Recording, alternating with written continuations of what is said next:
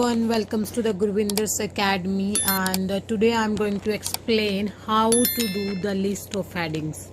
So basically बहुत सारे बच्चों को headings में problem होती है कि how to do the headings. So today I'm going to explain Cambridge IELTS 10 test 1. So as you can see on your screen, there are list of headings. So it's about European transport system in 1990, 2010. So 2010 you can say. So normally while doing headings हमें करना क्या होता है. So सबसे बड़ी problem जो बच्चे face करते हैं, they think like कि जैसे नॉर्मल यहाँ पे हेडिंग्स दे रखी हैं 1 to 11. So उनको लगता है कि पैराग्राफ ए की जो पैराग्राफ ए को रीड करते हैं, they think like कि अच्छा इसकी हेडिंग ये भी है because they match the keywords. So the first tip before doing the list of heading, do not match keywords. So जब आप हेडिंग्स कर रहे हो, सो ये चीज़ बिल्कुल ध्यान में रखना है कि आपको कीवर्ड्स मैच नहीं करना है. So basically it's not about the matching the keywords. Again I am repeating. So बहुत सारे बच्चे वाइल डूइंग आइल्स बहुत सारे क्वेश्चंस में ये मिस्टेक करते हैं. They match the keywords because it's not about matching the keywords, it's about the reading. आपको रीड करना है, then you have to just conclude that कि overall किस चीज़ की बात की गई है in the heading.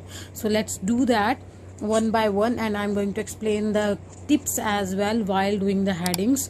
So let's take an example of paragraph A. Before that I must tell you one thing. सो सबसे पहले क्या करना है, as you can see ABCDE, और इन्होंने F ऑलरेडी हमें करके दे रखा है. सो जो F है that is number 7. So number 7 को मेरे को पहले ही क्रॉस आउट कर देना है सो दैट कि मेरे को ये रीड ना करना पड़े. बिकॉज सम टाइम अगर हमें इसको रीड करना पड़ रहा है तो मे भी कन्फ्यूज़न में कहीं हम 7 आंसर ना लिख दें. सो हमें ऑलरेडी पता है कि ये पैराग्राफ F का आंसर है और हम इसको फटाफट से पहले ही कैंसिल आउट कर देते हैं. Okay, so let's do paragraph A now. So it's about the transport system. Okay, it is difficult to conceive of vigorous economic growth without an efficient transport system. So the first tip is overall जब आप headings कर रहे हो तो आपका जो list of heading रहेगी, आपको first 2 lines में overall उसका आंसर मिल जाता है कि what about they are going to talk in the rest of the lines. अगर मैं इस लाइन की बात करूं तो मेरे को यहाँ से क्या समझ आया है, it is difficult to conceive of vigorous economic growth without an efficient transport system. So basically वो ये बोल रहे हैं कि ये बड़ा डिफ़िकल्ट है अगर हम ये बोलें कि इकोनॉमिक ग्रोथ हो सकती है without efficient transport system. In a simple language we can say कि अगर हमें ट्रांसपोर्ट सिस्टम को अच्छा करना है तो हमें इकोनॉमिक ग्रोथ करनी पड़ेगी. So they are talking about economic growth, किसको बेटर बनाने के लिए, एफिशिएंट ट्रांसपोर्ट सिस्टम को बेटर बनाने के लिए. तो फटाफट से चलो नेक्स्ट लाइन्स फटाफट से पढ़ लेते हैं. All the modern information technologies can reduce the demand for physical transport by facilitating teleworking and teleservices. The requirement for transport continues to increase. Again, they have to talk about the increase. So growth increase. So जो मेरी list of heading रहनी चाहिए उसमें कहीं ना कहीं पे इन चीज़ों की बात होनी चाहिए, increase, growth, something like that. At the end I am going to read the last lines. The number of cars on European Union roads saw an increase. Again, you can see they again talk about the increase of 3 million cars each year from this to this, and in the next decade the EU will see a further substantial increase. Again, increase. So ये बड़ा clearly हमें समझ आ गया कि paragraph A की जो list of heading रहेगी that must be related to the increase. Let's see, let's have a look. So जो फर्स्ट हेडिंग मेरी दे रखी है that is a fresh and important long term goal. तो लॉन्ग टर्म गोल basically किस चीज़ को represent कर रहा है, फ्यूचर को. सो यहाँ पे कोई फ्यूचर की बात नहीं की गई. फ्यूचर मीन्स अगर वो व्हील वगैरह की बात करें that means they are talking about future. तो अभी यहाँ पे ऐसी कोई बात नहीं कर रखी है. So I am not going with first one. So the second is charging for roads and improving other transport system. तो चार्जिंग का मतलब हमें पता है जहाँ पे पैसे से रिलेटेड बातें करेंगे कि उसको चार्ज किया जा रहा था, उससे पैसे लिए जा रहे थे. So that's nothing about it in paragraph A. Changes affecting the distances goods may be transported. तो चीज़ों को ट्रांसपोर्ट करने की बात नहीं हुई है. Taking all the steps necessary to change, no, there is nothing like that. The environmental cost, environment के बारे में बात नहीं हुई. The escalating cost of rail transport. ये यहाँ पे इंक्रीज की बात हुई है और यहाँ पे ये एस्केलेटिंग की बात कर रहे हैं, that is also synonym of increase, but the thing is they have not discussed a thing about cost of railway transport. Cost की कहीं पे बात नहीं, अगर कॉस्ट की बात करेंगे they will give you some numbers, वो नंबर कहीं ना कहीं पे हमें देंगे, तो यहाँ पे इन्होंने ऐसा कुछ नहीं दे रखा, that is not my heading at all. The 8th one is 7 हम कंसिडर नहीं कर रहे। The 8th one is the rapid growth of private transport। ये अब यहाँ पे इन्होंने क्या बोला, rapid growth of private transport। I can think about it, क्योंकि इन्होंने जो बोला था पैराग्राफ 8 में, it is difficult to conceive of figures economic growth without an efficient transport system. Modern information can reduce the demand for physical transport by facilitating teleworking, tele services, the requirement for transport continue to increase. And जो last line थी वो भी उन्होंने cars के बारे में बोला था कि बहुत सारा इंक्रीज हुई है, 3 million cars each year from 1990 to 2010 हुई हैं। सो ये the rapid growth of private transport, I can clearly see that इन्होंने बार बार से वही चीजें बोली है। डिमांड फॉर, जो फर्स्ट पैराग्राफ था वहां पे इन्होंने बोला can reduce the demand for physical transport continue to increase, physical transport by facilitating teleworking, teleservices, the requirement for transport continue to increase। तो increase हो रही है एंड बाद में उन्होंने क्लियरली बोल दिया फॉर पैसेंजर्स और 3 मिलियन कार्स ईच ईयर। तो that's really clear that the answer should be 8। तो हम इसको टिक कर रहे हैं, फटाफट से बाकी भी रीड कर लेते हैं। Plans to develop major road works, कहीं पे भी रोड वर्क कैसे होना चाहिए इसके बारे में बात नहीं हुई है। Restricting road use through charging policies alone, तो रिस्ट्रिक्ट करना किसी चीज को रोक देना ऐसी कोई बात नहीं हुई है। पॉलिसी चार्ज करने की बात नहीं है, as you can see in second and in 10 they're talking about the policies। it means किसी ना किसी पैराग्राफ में वो चार्जिंग की बात करेंगे और दिस इज द कंफ्यूजन के हम सेकंड और 10 में वो हमें कंफ्यूज करने की कोशिश कर रहे हैं। So we will decide later on. 11 transport trends in countries awaiting EU admissions, तो ये बिल्कुल भी कहीं पे EU की बात की हुई है in paragraph A, but as you can see I just told you कि ये कीवर्ड मैचिंग वाले क्वेश्चंस नहीं है कि हमें EU दिखा और मैंने फटाफट से पैराग्राफ A का आंसर EU 11 कर देना है EU को देख के। लिस्ट ऑफ हेडिंग का क्लियरली मतलब ये रहता है कि अगर आप पैराग्राफ A रीड कर रहे हो तो उसमें ओवरऑल बात किस चीज की हुई है कि उसको आपने एक हेड देना है। List of heading means you are giving a head. It means कि वो बात तो बहुत सारी चीजों की करेंगे पैराग्राफ A में, बट आपको उसका एक हेड देना है। फॉर एग्जाम्पल, मैं सिंपल सा एक एग्जाम्पल दे रही हूँ आपको।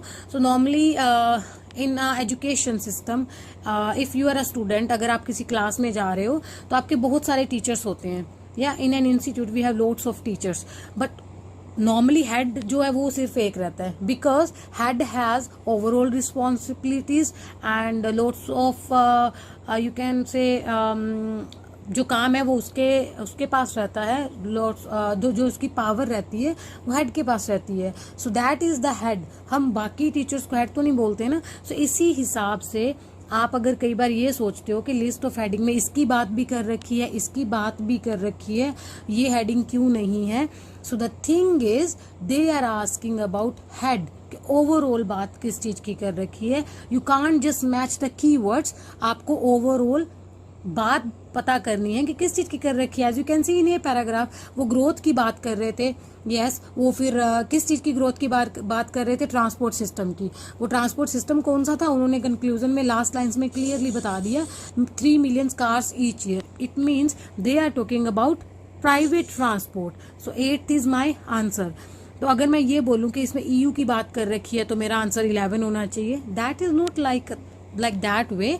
तो आपको नॉर्मल करना क्या है, you have to just conclude और ओवरऑल पता करना है। So I am writing the paragraph A, the 8th answer. Let's do the B paragraph now. So in B paragraph, should I erase these all first? It's look messy now. Okay. So as I just removed the 7 from my list of heading, now I should remove the 8. so I'm not gonna read it anymore. Okay, so let's do the paragraph B now. I can see as far as goods transport is concerned, growth is due to a large extent to changes in the European economy and its system of production. As you can see, growth is due to a large extent to changes in the European economy and its system of production. तो ये क्या बात कर रहे हैं, ये दे are talking about के जो ग्रोथ हुई है is due to large extent to changes in the European economy. तो वो यूरोपियन इकोनॉमी के चेंजेस की वजह से हुई है. In the last 20 years as internal frontiers have been abolished. Abolished means उनको निकाल दिया गया है, उनको हटा दिया गया है. The EU has moved from a stock economy to a flow economy. Okay, that's it. Let's read the last lines now.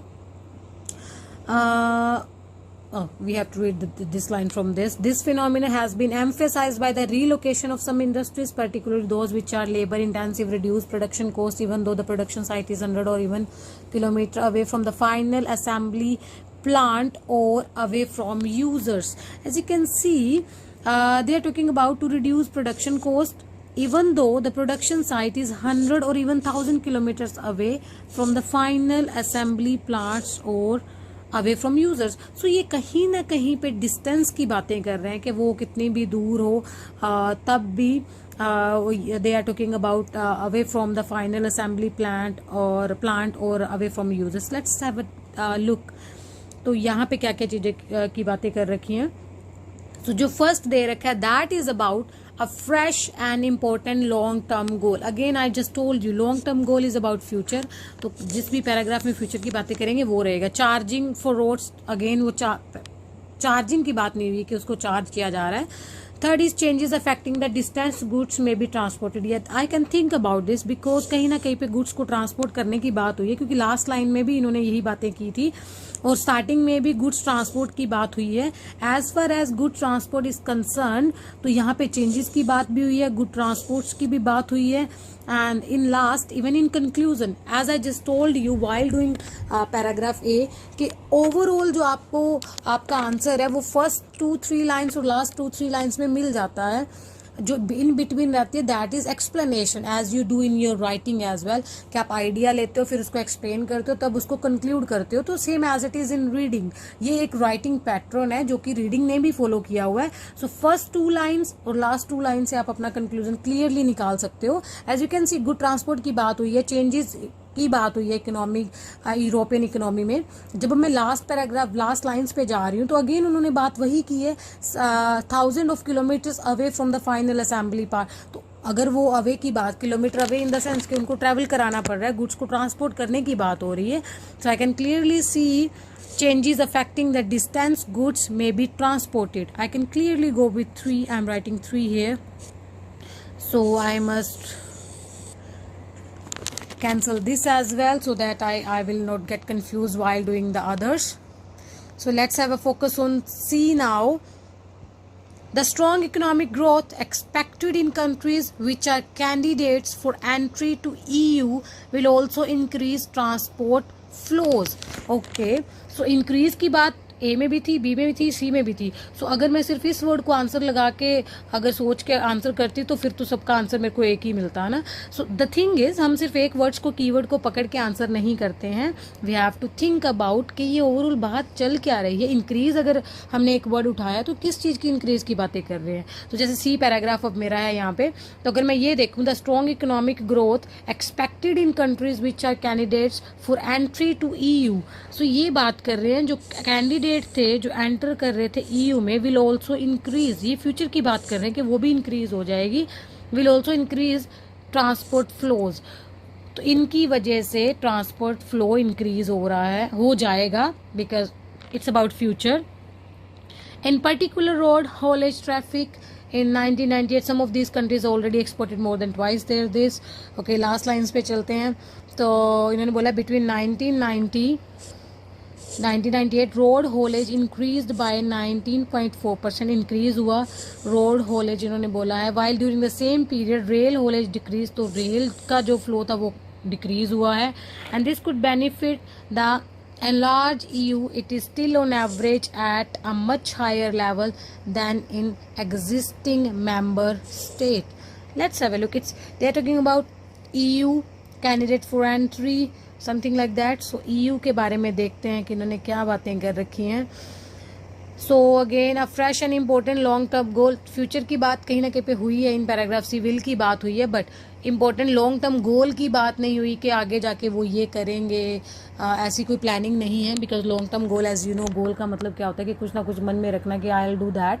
सो इस चीज़ की बात नहीं हुई. चार्जिंग की बात नहीं हुई है. Taking all the steps necessary. Environment की बात नहीं है. कॉस्ट की बात नहीं है कि कितना पैसा हम लगा रहे हैं और वो बढ़ रहा है पैसा. No. Plans to develop major road, and so I just can go with 11. Transport trends in countries awaiting EU admission. Can you see admission word here? और जो पैराग्राफ सी था उसमें जो वर्ड दे रखा है that is entry. So I can clearly say, ये आप नोट डाउन कर सकते हो. You can rephrase the word admission by entry in your writings as well. तो आपको एक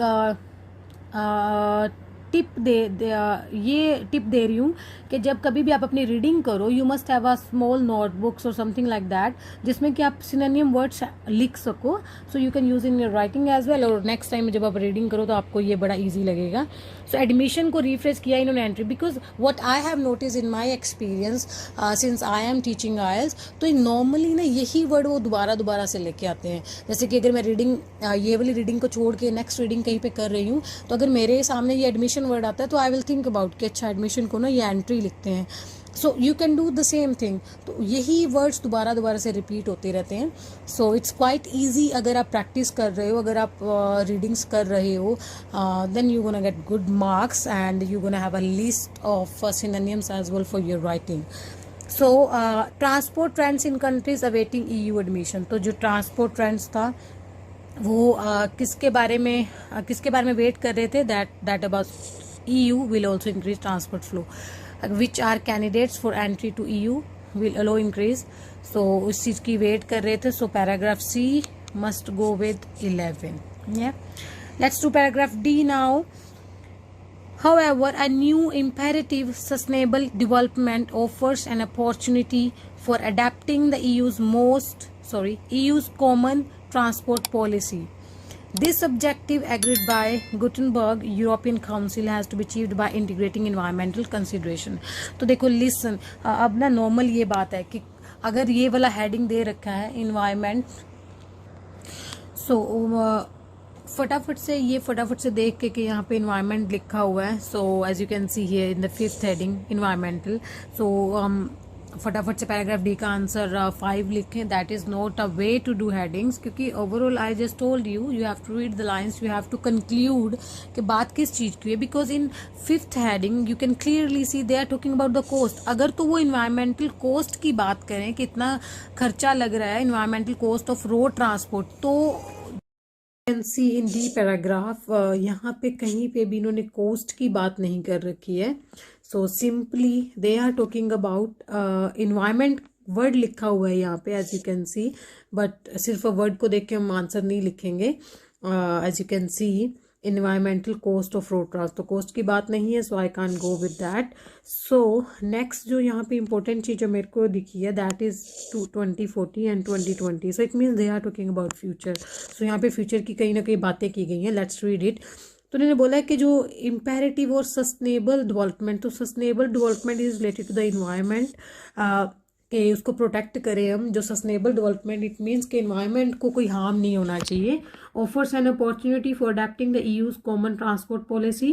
this objective agreed by Gothenburg's European Council has to be achieved by integrating environmental consideration. तो environment को ध्यान में रख के उन्होंने बोला है कि कुछ ना कुछ वो करेंगे. सो जो लास्ट लाइन में दे रखा that is about 30 years time will ideally do that. So मैंने आपको स्टार्टिंग में बोला था there is a thing that is long term goal. तो यहाँ पे फ्यूचर की बातें कर रखी हैं. Fresh and important long term goal.